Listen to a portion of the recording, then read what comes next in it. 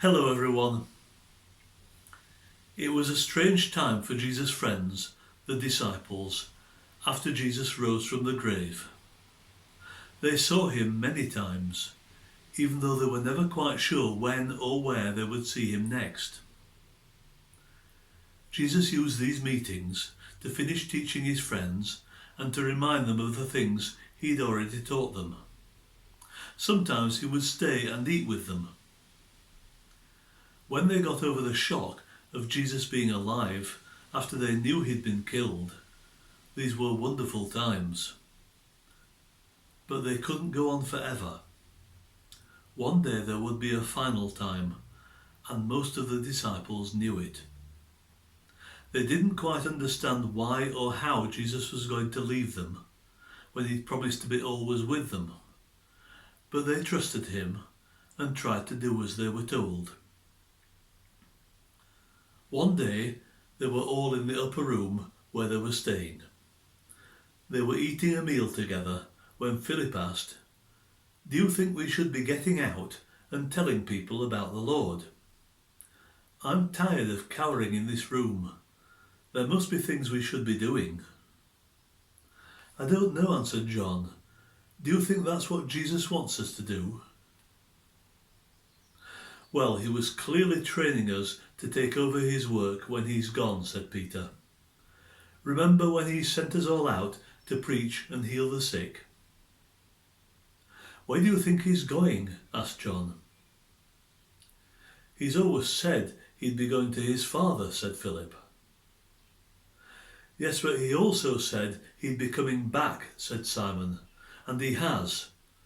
Don't you think he might finish what he started and restore the kingdom to Israel?" Suddenly Jesus was with them at the table. "I don't want you to leave Jerusalem yet," he said. "Wait here until you have the baptism that the Father promised to send.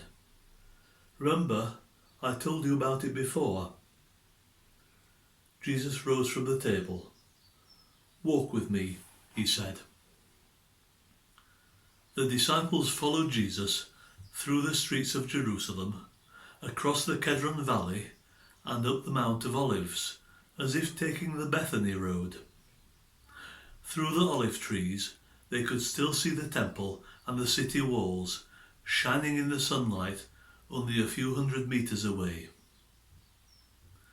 As they walked together, Peter said, "Master, tell us again about this baptism." Jesus answered, "John baptized people with water, but very soon you will be baptized with the Holy Spirit. But you must wait in Jerusalem until he comes." They gathered together at the top of the hill, and Matthew asked, "Lord, Simon was just wondering whether this is when you will give Israel their kingdom again." Jesus told them, "You don't get to know the time. Timing is the Father's business. What you'll get is the Holy Spirit. And with the Holy Spirit, you will be able to make disciples of all nations, baptizing them and teaching them everything I've taught you." Jesus paused and looked at his friends. He smiled at them. "And I will be with you always, to the very end of the age," he said. As the disciples watched, Jesus' feet lifted off the ground, and he rose up and disappeared into a cloud. They stood there staring at the empty sky. Suddenly they realized that two men wearing white robes were standing there watching them. "You Galileans," they said, "why do you just stand there looking up at the sky? This Jesus who was taken up from you to heaven will come back in the same way you saw him go." It would have been easy for the disciples to sit around feeling sad that Jesus had left them. Instead, they chose to do what Jesus had told them to do. Now they were sure what they should be doing. They went back to Jerusalem, to the upper room where they were staying, and they waited for the Holy Spirit. As they waited, They spent a lot of their time in prayer.